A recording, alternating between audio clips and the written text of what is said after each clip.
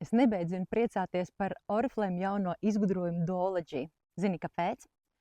Man šobrīd ir 4. dienu nemazgāti mati, ja pareizāk sakot, 4. dienas mati. Šobrīd ir 2. dienas pēcpusdiena, un es matus izmazgāju sestdien no rīta, kad devos uz vienu pasākumu.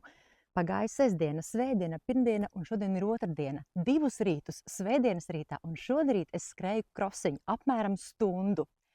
Pagājušā vakar un aizvakar vakarā mēs braucām ar ričukiem stundu, pusotru stundu.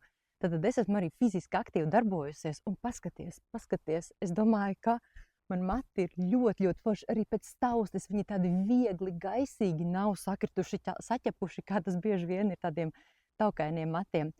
Jā, un es esmu ārkārtīgi laimīga, priecīga, jo, protams, ka es varētu no rītiem izmazgāt tos matus, bet tajā vietā, lai es mazgātu, žāvētu, veidotu, es izvēlos izskriet krosiņu. Es izvēlos vingrot rītarosmi vai kaut ko foršu darīt no rīta sev.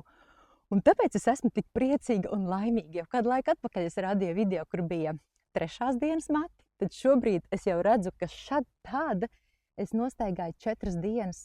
Manuprāt, tie mati tiešām ir jēdzīgi, tiešām ir forši, es tiešām varu iet sabiedrībā un es tiešām varu darīt savas lietas. Pirms mēneša es biju Zviedrijā kopā ar Evitu, un no pirmdienas līdz 4. arī 4 dienas Evita redzēja, cik man ir forši labi mati, un es lietoju Doology. Tieši šobrīd man ir šis te šampuns, un viņš pēc tam ir uzpildes iepakojums, un es jau viņu pirms apmēram 2 nedēļām uzpildīju no jauna. Tā tad arī labs ieguvums videi un ekoloģijai, jo nav liekas plasmas iepakojums.